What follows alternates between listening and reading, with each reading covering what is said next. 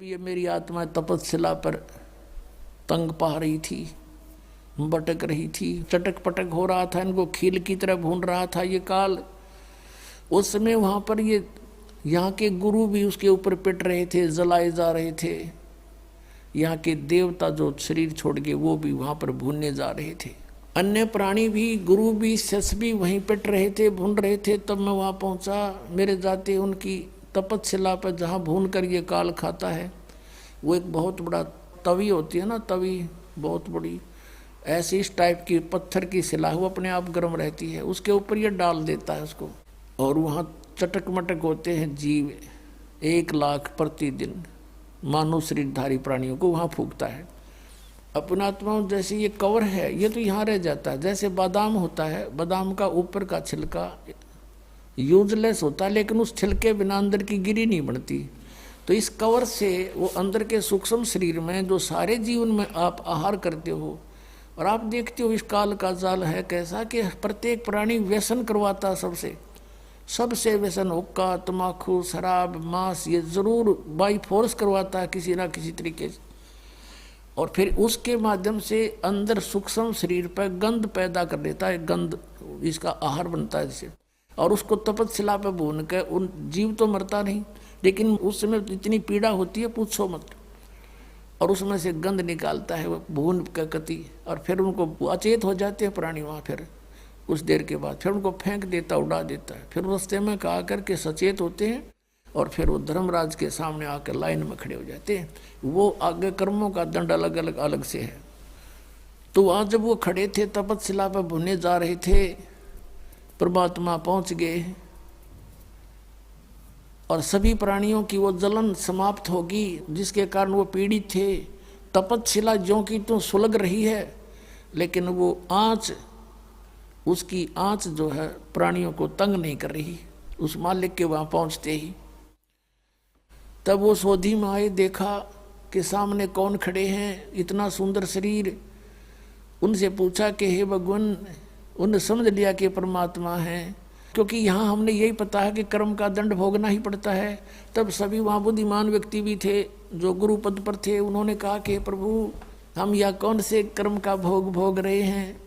तो परमात्मा ने कहा, ये कर्म तुम्हारा बहुत भयंकर है बच्चा, ये तुम्हारा यहाँ का कर्म नहीं, तुमने सतलोक में ये जुल्म किया था। तुम मेरे से विमुख हुए थे, इस काल के साथ आसक्त होकर आगे थे इस पर, और तुमने अपने पैर पर कुहाड़ी मार रखी है। फिर सृष्टि रचना सुनाई भगवान ने सारी उनको खड़ा होकर के कि तुम नो फंस गए यहाँ पर। अब देखो तुम, आप गुरु जी थे, ब्राह्मण थे, कहाँ जी, आप ये पूजा करते थे, कहाँ जी, देख तुम्हारी क्या दुर्गति, और आगे क्या होगा बताओ, ये देख तेरी हिस्ट्री शीट, अब तू नरक में जाएगा, उसके बाद तू गधे की योनि पाएगा। वो पूरी लिस्ट दिखा दी परमात्मा की, एक सेकंड का काम। और ये दुर्गति होगी, तू बात करे था लोगों को समझाने की, तू आप नरक में जा रहा है। तू वहाँ तो सारी समझ में आ गई थी कि सचमुच बिरान मट्टी हो रही है हमारी, कहाँ गई वो भक्ति के काम आई। आज जोड़ कर कह सारे भगवात्मा हमें छुटवा लो, इस काल से बचा लो। परमात्मा ने कहा, बेटा ऐसे नहीं है, जब तुम जाए धरो जग देहा, तब तुम करना मेरे सत शब्द स्नेहा। इस सतनाम स्नेहा, मेरा जो सतनाम है उसको दृढ़ता से ग्रहण करना, उसको छोड़ना नहीं आजीवन।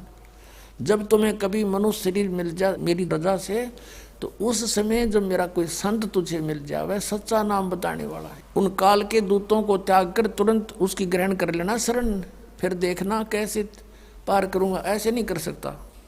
तो उसी समय वो काल आ गया उनको खाने के लिए, उसको समय निर्धारित था उसका। लेकिन उस दिन परमात्मा की रजा से वो जीव वहाँ से गए नहीं थे, उसने समय फिक्स कर रखा है। इतने समय के बाद वो जीव वहाँ से ऑटोमेटिक उड़ जाते हैं अचेत स्थिति में ही, और रास्ते में वो सचेत होते हैं। फिर वो ऐसे क्रिया थी। उस दिन परमात्मा की रजा से वो वहाँ से गए नहीं।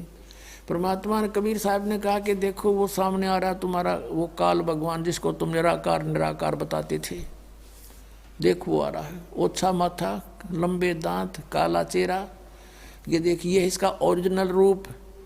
और इसने गीता जी में कहा कि अर्जुन 7वें अध्याय के 24-25वें श्लोक में कि मैं अपनी योग माया से छुपा रहता हूँ, मैं किसी के समक्ष नहीं आता। समक्ष आ जाता कालजा पाट जा सबका, इतना भयंकर चेहरा इसका।